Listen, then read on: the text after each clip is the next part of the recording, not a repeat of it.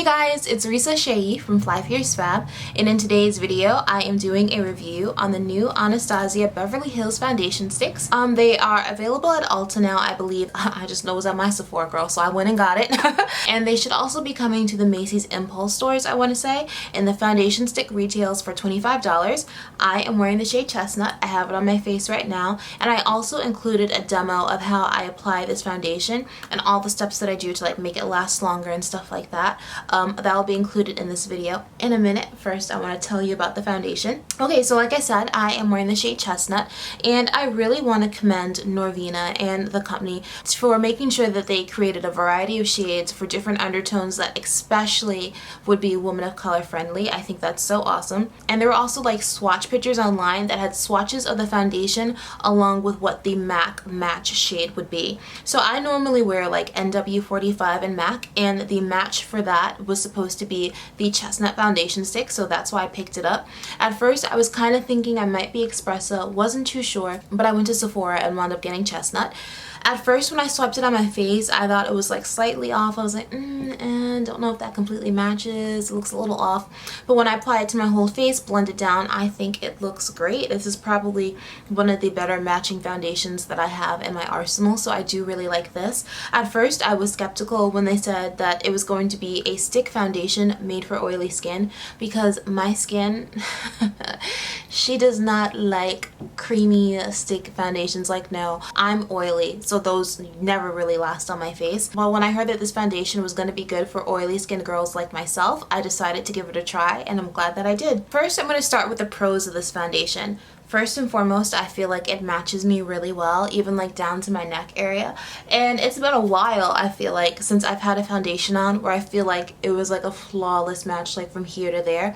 So I really like how it matches me, and I feel like that's one of the main reasons I would buy this foundation again, is because of how well it matches. I would definitely get it in store. This way you can like swatch it on yourself and see which shade matches you best. I will say I did not notice any issues with the foundation oxidizing. For those of you that don't know what that means that the foundation like starts to turn colors after you've been wearing it for a while. I did not notice any of that happening, and I also did not notice any flashback when I was taking flash photos of myself, so I wasn't looking gray, ashy, any of that, so that's really great. My next pro is I feel like this foundation makes it look like you just have flawless skin. So I wouldn't say that it's full coverage. I think it's definitely more of like a medium coverage foundation, and you can build it up. Of course, I got a little breakout situation going on right now, but we just gonna breeze past that. Okay, I like that it feels light on my skin. It doesn't feel heavy at all. I do have oily skin, and I still like how this foundation wears on me.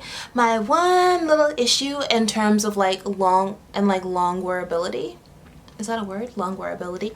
It's a word today. In terms of long wearability, is that I feel like it wears off of my nose first. So yesterday I had this foundation on for like 10 hours. I had touched up twice within that time period with my blot powder, and by the end of that 10 hours I was needing to touch up a third time. I did notice it does wear off the nose first.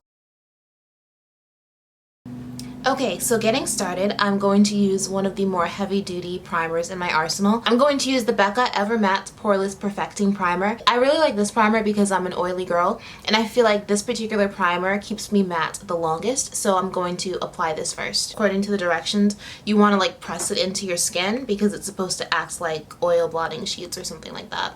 So I always start at my T-zone. So even though this foundation is made for oily skin, I'm still taking some precautions because it is a stick foundation. So my next thing that I do after applying my primer is I'm going to take some loose powder. This is the Black Opal Deluxe Finishing Powder in the shade Dark, right here. And what I'm going to do is I'm going to use this to set my primer that I applied all over my face. And on top of that, I'm going to make sure that I apply more on my nose and on my forehead because I know that's where I get oily the fastest. So that's why I'm going to apply more powder there. This is the Morphe G7 brush, and I'm going to take a little more powder, pick it up on the brush,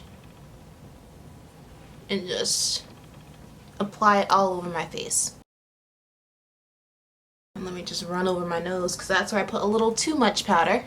Normally I set my primer with a loose powder like I just did. If I know I'm wearing a foundation that might need a little help to last longer, if I'm going out to a special event and I know I'm going to be like dancing or sweating or glistening, or in the summertime because I know it'll help keep my oils at bay for longer. So I'm doing all this to get ready for this stick foundation. So next thing I'm going to do is I'm going to color correct using my LA Girl Pro HD Concealer in the shade Orange Corrector.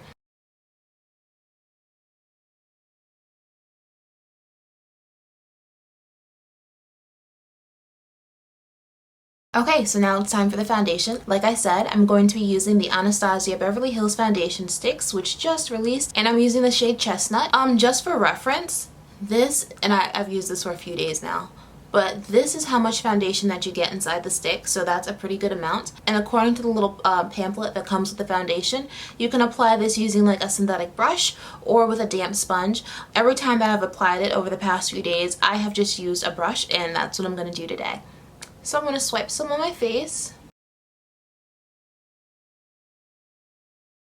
I'm just using a little bit more than normal for this video, but okay, so now I'm going to blend it in using my Morphe M439 brush. This is an oldie but goodie, and I haven't used this guy in a while simply because I normally use my beauty blender now when I'm blending out my foundations, but because like I said, I have been liking using a brush to apply this foundation, I'm going to use this brush today.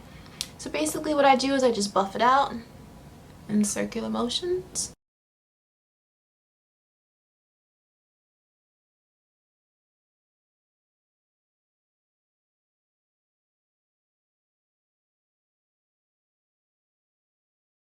And I'm going to start the process of actually setting the rest of my face. So the first powder I'm going to use is the MAC Studio Fix powder. This is in the shade C8.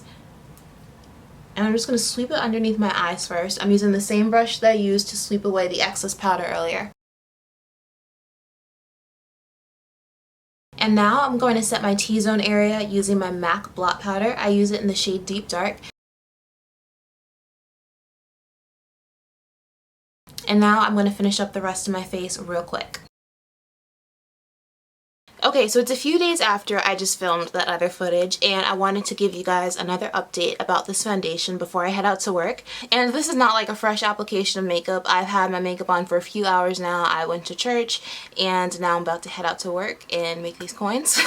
I wish it was more long wearing. So I like how it looks on the rest of my face, but by the time we get to that 6-hour mark, like no matter what primer I use, the powder I set it with, even with the setting spray, I feel like my nose still looks oily and the foundation definitely wears off my nose, and my forehead looks a bit shiny. I will say that it's not as bad as it has been with like other stick or cream foundations, but I still feel like it's noticeable. So what I did today is, because I'm going to work, I do not have time to play these games.